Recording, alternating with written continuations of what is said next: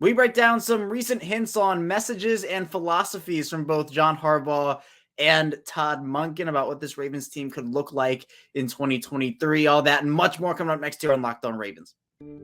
You are Locked On Ravens, your daily Baltimore Ravens podcast, part of the Locked On Podcast Network, your team every day.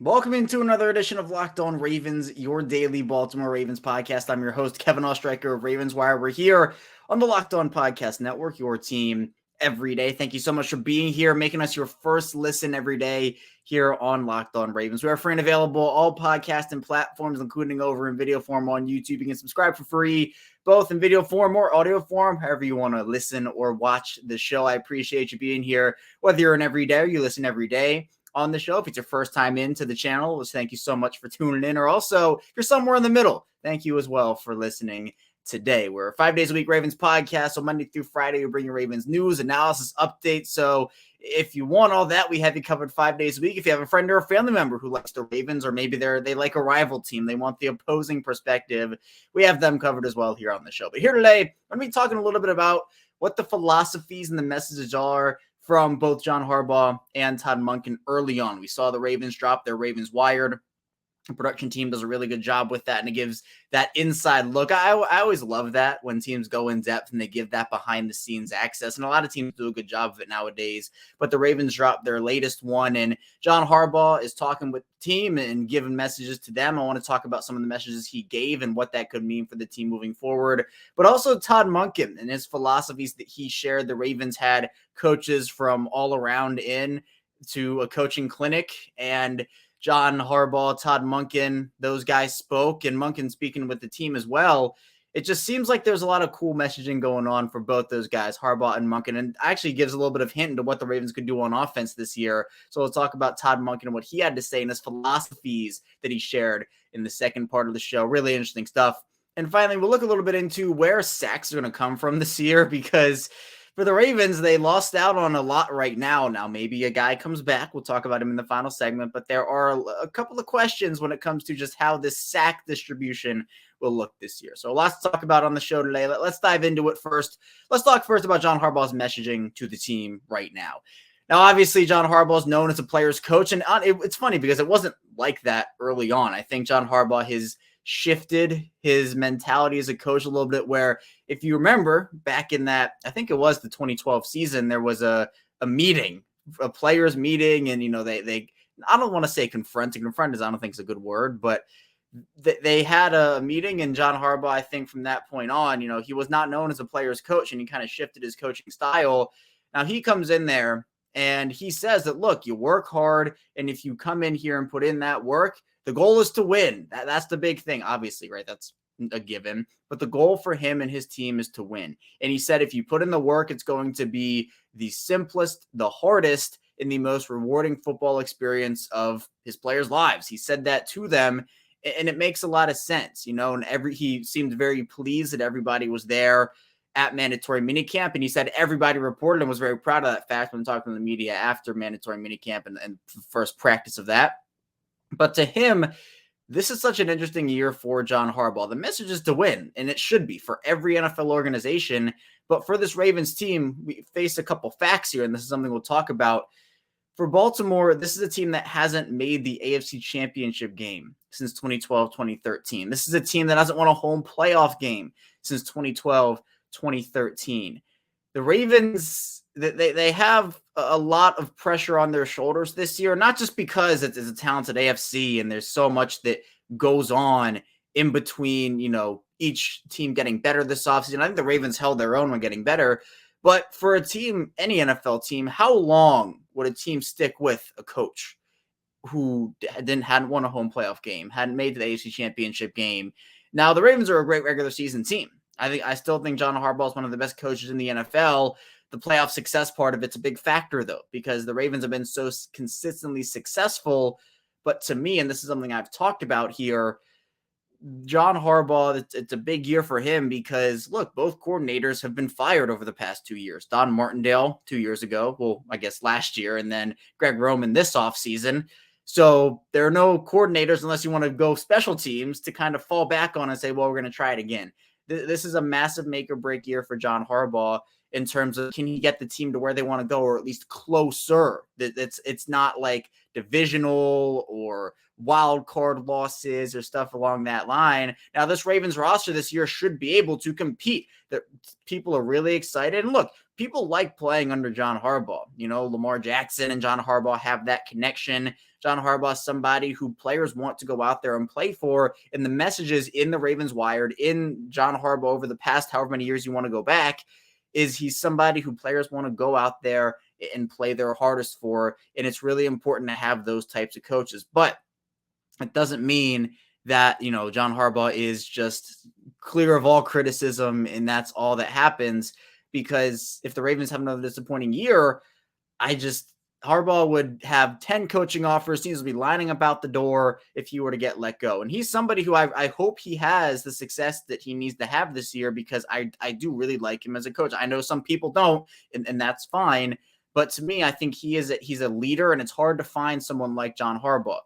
But what he was saying in this video and was trying to make clear to his players is that, look, if you come in here and do your job and do it well and work hard, you're going to get rewarded for it. And that's exactly how it should be. And when talking about Todd Monken, what he had to say, we'll get into this a little bit more in the second part of the show. It seems like Harbaugh and his philosophies have changed a little bit, especially from way back when he first started out as a head coach. And that's okay. The Ravens' offensive philosophies had to change from Greg Roman. That's fine, but not everything is going to be different. We'll talk about that in the second segment, so be sure to stay tuned for that, because Todd Monken had some really, really interesting things to say. But for John Harbaugh, his job, obviously, is to be the head coach of this team, but to lead these guys and to use his football smarts, football acumen to go out there and put his team in the best position to win and make the big decisions. I know a big thing for John Harbaugh over the last, I don't know how far it goes back, but some of the decision-making John Harbaugh has made in terms of, I know challenges for some people have been an issue. The play calling aspect of it, like Greg Roman and the late game play calling and some of that stuff, it was terrible to watch, right? It wasn't right. But for John Harbaugh, going forward on fourth downs in certain situations, that stuff has been very controversial as well. So there's a lot that I think John Harbaugh has on the line this year. Now, this roster is equipped. They're equipped in almost every single area. And so that's why I don't think there are many excuses. Like, the only thing I can see is if they have another 2021 like injury situation where you're just like, look, how could they ever recover from that? But John Harbaugh is a master motivator. He is. He's a guy who players listen to his message. We saw that in this video. Seems like the vibes are back now. Harbaugh's a guy who's a vibes coach too, right? Like, you have those coaches, like, you know, for the Denver Nuggets. And I'm not saying these guys aren't smart, right? They are. They're very good at what they do. They understand the game. Mike Malone is a player's coach. He's a vibes coach out there in Denver for basketball, right? You have these coaches across every single sport that, you know, might not be these bright 30-year-olds with like this new philosophy type deal. Harbaugh's still kind of old school in a couple ways, but that's fine. It just depends. And with guys like Harbaugh, guys like Mike Tomlin, even, who, look, in Pittsburgh, whatever you think of Mike Tomlin, some Pittsburgh fans have wanted Mike Tomlin gone forever because of some of the lack of playoff success that John Harbaugh essentially has had over the past decade. Now, both of those guys have won a Super Bowl. They're Super Bowl winning coaches. You cannot take that away from them. But to me, the message seemed clear to me from John Harbaugh, and that was, look, go out there and do your job, and this will be a good experience for you. We'll win a lot of games. And the Ravens, their goal is to win. John Harbaugh made that clear. But coming up in the second part of the show, we will talk about Todd Monken's philosophy and messaging on offense and dive into what it means for the Ravens, what could be new, and also what could stay the same for them. Because Todd Monken dropped a couple of hints there that maybe were subtle, but I picked up on them, I think. So be sure to stay tuned. Plenty to talk about on Locked On Ravens. But first, this episode is brought to you by FanDuel Sportsbook. And take your first swing at betting MLB on FanDuel and get 10 times your first bet amount in bonus bets up to $200. That's right. Just bet $20 and you'll land $200 in bonus bets, win or lose. That's right. $200 you can spend betting everything from the money line to the over-unders to who thinks going to be the first home run hitter and all that. An app that's safe, secure, and super easy to use. Plus, when you win, you can get paid instantly. There's no better place to bet all the MLB action than FanDuel, America's #1 sportsbook. So sign up today and visit FanDuel.com/lockedon to get up to $200 in bonus bets. That's FanDuel.com/lockedon. FanDuel, official partner of Major League Baseball. We're back here, our second part of Locked On Ravens here on Thursday. Kevin Ostraker still here with you, and I had a light fiasco right before one of my lights just completely snapped, so I have backup lights. Luckily, I had to unbox a new light, so there might be a little different light situation here. Maybe the lighting looks a little different, but we have new background changes coming in the next couple weeks, in the next month or so. So I'm really excited about that. So this is just an early little background change, very subtle at that. But what might not be subtle is the Ravens offensive changes. Todd Monken coming in as the Ravens new offensive coordinator, replacing Greg Roman. And the Ravens, in that Ravens wire video they put out, Todd Monken was one of the stars of it. And I think that for him, he's going to be a breath of fresh air in so many different ways, so many different aspects. And I'm just super excited for him to come in here and implement what he believes in. And it's not going to all be different. But during that coaching summit that the Ravens hosted at the Castle, the Ravens ended up having Todd Monken go up there and speak about his philosophies, and coaches could ask questions. They had coordinators from college programs. I think some high school guys. I think I saw Clay Harbaugh, former NFL tight end, there as well, if I'm not mistaken. But Todd Monken had so many interesting things to say. And part of it is some of the stuff that we've already talked about, where he wants to be able to utilize the guys that he has, whatever weapons he has at his disposal, to the best of their ability. And he made a really interesting comparison to me, which was with guys like he specifically mentioned Reggie Wayne and Marvin Harrison. To have those two guys you can just go to over and over, never make a change. He said that's rare, though. Like, it's rare to have that. And especially in today's game, where I think we're seeing more and more depth, more and more positional versatility. You don't have necessarily two outside receivers that never play in the slot. You never have to take off the field. I think we're now shifting and have shifted into an NFL that is more, well, you have a 3-receiver rotation, 4-receiver rotation, like with running backs, for example. You have there's not really a bell cow role anymore. There are for some teams. It's not completely extinct, but it's more of a committee running back. Tight end wise, you don't have just one guy you put out there for 90% of snaps. I mean, look, teams like Baltimore and Kansas City and San Francisco and Philadelphia, you have that star stud guy, but you still have other guys to work around. So that Todd Monken said, putting guys in the best positions to make those plays and using those guys to your advantage is one of the best advantages you can have, essentially, is what he was saying. But the other thing that I found really interesting is he was asked about some of his philosophies, and he ended up saying that he truly believes you cannot control the game without running the football effectively. And to me, I know we've been so caught up this offseason on throwing, wide receivers, Lamar Jackson throwing, like all this, right? We've been so caught up on that again, I think there are a couple of things that have been swept under the rug, in my opinion. One of which is the running game in general, two of which is the tight end position in general. So we'll start with the running game. John Harbaugh said when Greg Roman was let go and they brought in Todd Monken that they still want to carry over some things from what Greg Roman did, both running and throwing the football. The running game is not going away, and the Ravens still have the tools and the personnel and the coaching staff and everything to be a very good running team. Now, it's not going to be to the levels that we saw in terms of pure actual carries. Like, they're not going to run the ball as much this year, I don't think. But they still have the ability to rip off, 4 yards a carry, 4.5 yards a carry. Those games where they had like 6-7 yards a carry, they can do that still, but it's going to be on less volume. And Todd Monken's saying that he believes that the Ravens are truly going to hopefully control the game with the run game. That's big to me. Him saying that you can't effectively control the game without running the ball. That's a big thing, where they're not going to air the ball out 40, 50 times a game. This is going to be a much more balanced attack, where I think a lot of people, myself included, are looking forward to having the Ravens throw the ball a lot more and have that aspect and have these super amazing wide receivers in and having this stacked wide receiver core essentially. But that doesn't mean that J.K. Dobbins goes away. It doesn't mean that Gus Edwards goes away. Just as it doesn't even mean Lamar Jackson goes away in terms of his dynamic ability with his legs. We know what he can do with his arm, but we know what he can do with his legs as well. And the wrestling of, well, how many carries should Lamar get? How many carries should J.K. get? Should Gus get? For Lamar, look, you don't want to expose him to as many hits as you can, right? You want to keep him fresh. And I know all those narratives are out there about, well, if he runs the ball, he's going to get injured, which, again, anyone can get injured at any point, but the less hits you take, the less exposed you are to an injury. Now, he's gotten injured throwing over the past 2 years. He has not ran the ball. And I think there is still a false narrative out there that, oh, look at that. He runs the ball and he got injured the past 2 years. And I say, oh, look at that. It wasn't on running plays, but good try. So it's just the narratives are weird. But to me, I think we're going to see Lamar's carries decrease, but you can't take it fully out of the game because he's so good at it. Those plays up the middle, we don't like the read op, like back in 2019 and obviously 2018 is rookie season. We're not seeing that read option heavy offense where, it's all going to be that. They've moved away from that and it's not going to go back. But to have the RPOs and the plays where Lamar takes it up the middle, just sprints up for 50-yard touchdowns, it's happened multiple times. NFC East, honestly, has been the division that suffered the most from those. But he's so good at that, you can't limit it. And Todd Monken, I think, saying that that he believes his philosophy is that you can't effectively control the game without running the ball effectively. We're going to see this team run the ball. And it's really, really exciting to me to have that option available still because they're going to be better throwing the ball.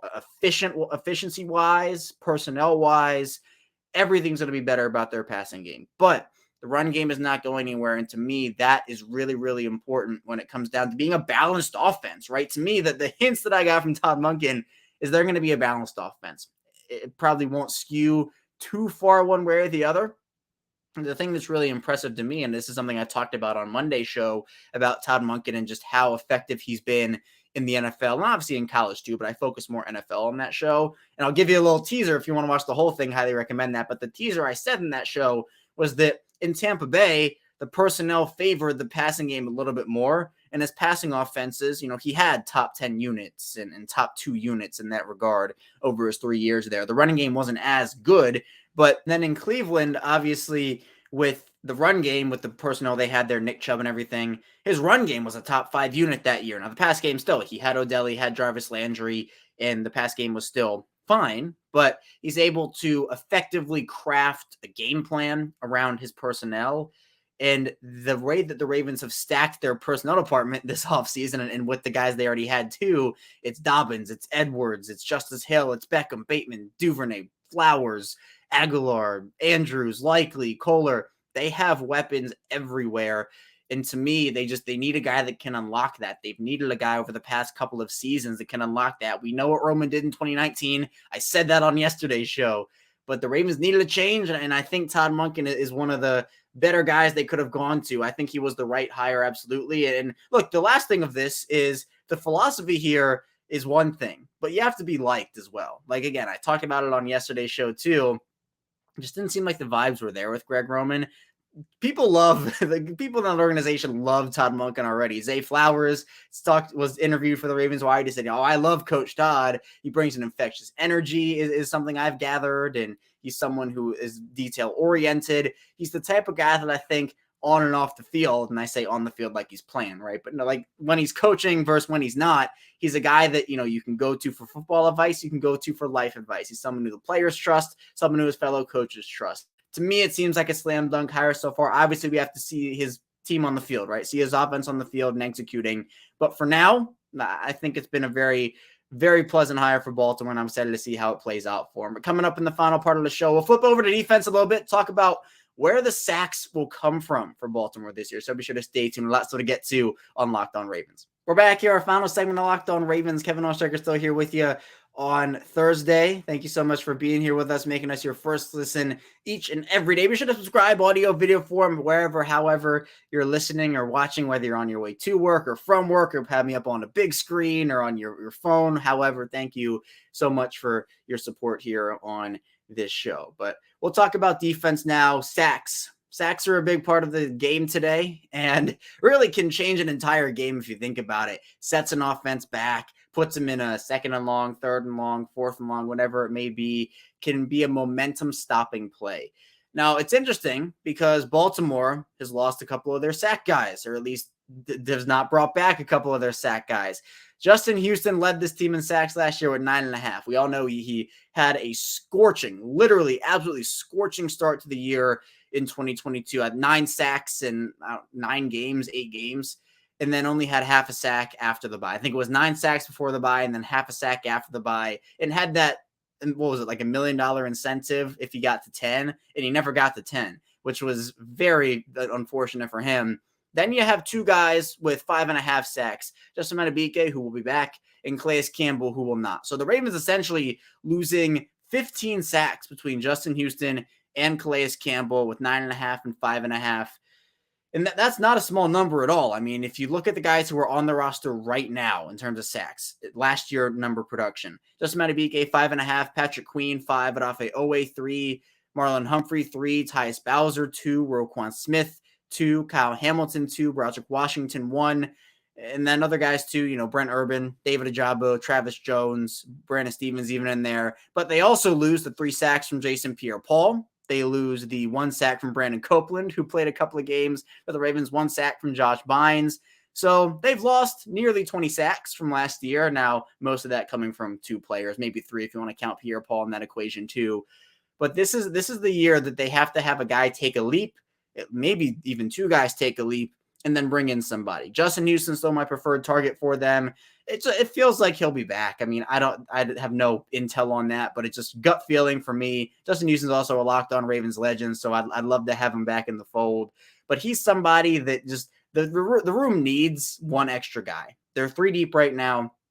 It's tough to rely on 3 guys in today's NFL, especially with injuries, where I'm not saying that Odafe Oweh or David Ojabo or Tyus Bowser gets injured, but in the event that it happens, like Tavius Robinson is their 4th guy essentially right now, and I don't think you want to rely too much on him over his first year or maybe even first couple years in the NFL, because I think he has all the potential in the world, really, really good athletic traits, but someone who I think needs to develop into his role a little bit in the NFL. So Houston feels like a guy that essentially could come back. It wouldn't be necessarily a huge deal in itself, and that's fine because the Ravens don't really, I'm sure, want to pay somebody a massive deal right now.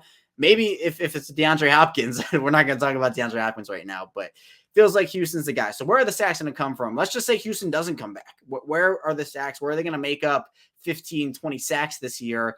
Well, I think one area that they could look to is just their young guys. I mean, that's what it's going to have to be. Odafe Oweh and David Ojabo taking that leap. Now, by all accounts, David Ojabo's looked super impressive over the course of OTAs and minicamp.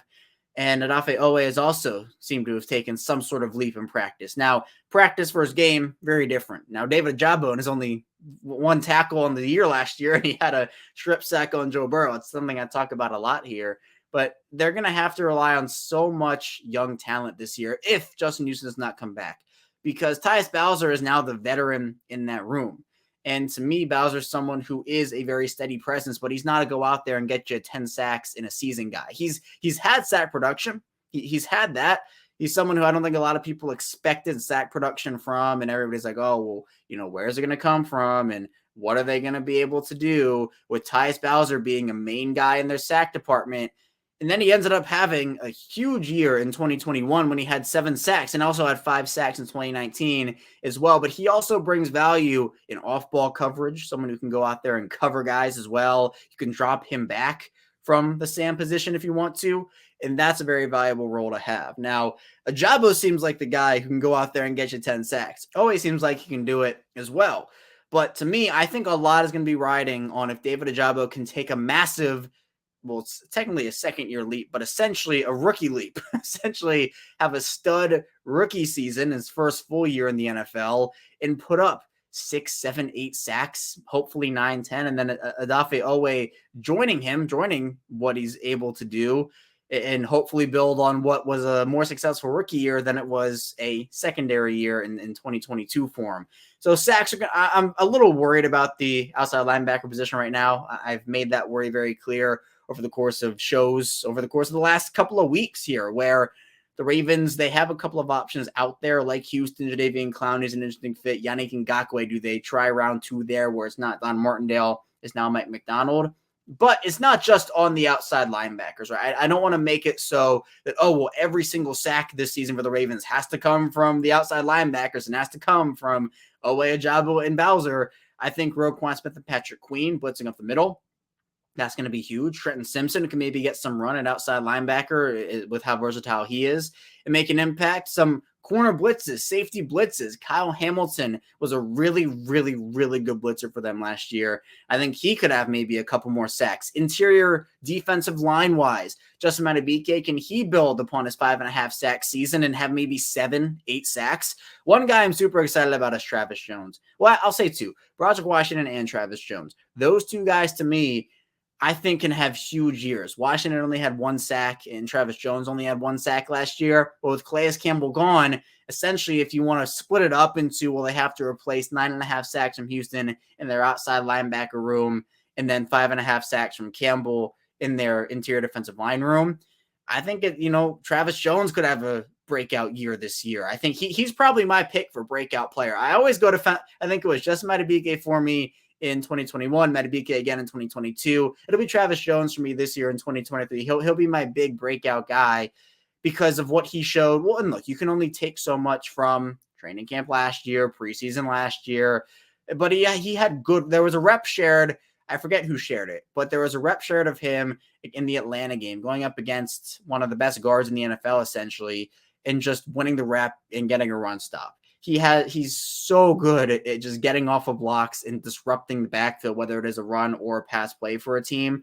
Broderick Washington and Travis Jones are two guys I would watch this year. Broderick Washington is a guy who I didn't really know much about coming out of the draft process in 2020. His pick kind of shocked me, and I was like, I don't know how to feel about this guy. Not my favorite pick. But look, he proved me wrong, proved a lot of others wrong too, and I'm so happy he did because he has turned into a very good piece for them. And I think the pass rushing ability is there. And from what they have learned from guys like Calais Campbell, Campbell's not there anymore, right? But to me, maybe Michael Pierce can have more of an impact and have a couple more sacks this year too. So there are avenues for the Ravens to have that production from Houston and Campbell and even Jason Pierre-Paul made up by other players. Guys taking leaps. This is going to be a big leap year for a lot of guys. And the Ravens are going to be relying on essentially leap years. Go all up and down their roster. When you look at the offensive side of the ball, can a guy taking over left guard take a leap? Can Isaiah Likely take a leap? And Charlie Kolar, Rashad Bateman, Devin Duvernay, can those guys take leaps? Defensively, can Madubuike take a leap? Can Travis Jones? Can Broderick Washington? Can Oweh? Can Ojabo? Can Patrick Queen be even better than he was last year? Corner-wise, can Jalen Armour-Davis, Pepe Williams, or Darius Washington? Safety-wise, can Geno Stone? Can Kyle Hamilton? This is a big leap year, essentially, for the Ravens. So those guys are going to have to step up to the plate, and hopefully they're able to do it because if injuries happen to some star players here, they're going to have guys step up. And even if they don't anyway, guys are going to have to step up in new roles. So I'm excited to see what they bring to the table, and we'll see. My favorite saying, we'll see how it plays out for Baltimore this year. But that's all I have here today on Locked On Ravens. Thank you so much for tuning in to today's show. Be sure to subscribe, audio form, video form, however you are watching and listening. I appreciate you for tuning in. When we get back here tomorrow, we'll be rounding out another week with Purple Friday on Locked On Ravens. So be sure to stay tuned for that, and I'll see you right back here tomorrow on Locked On Ravens.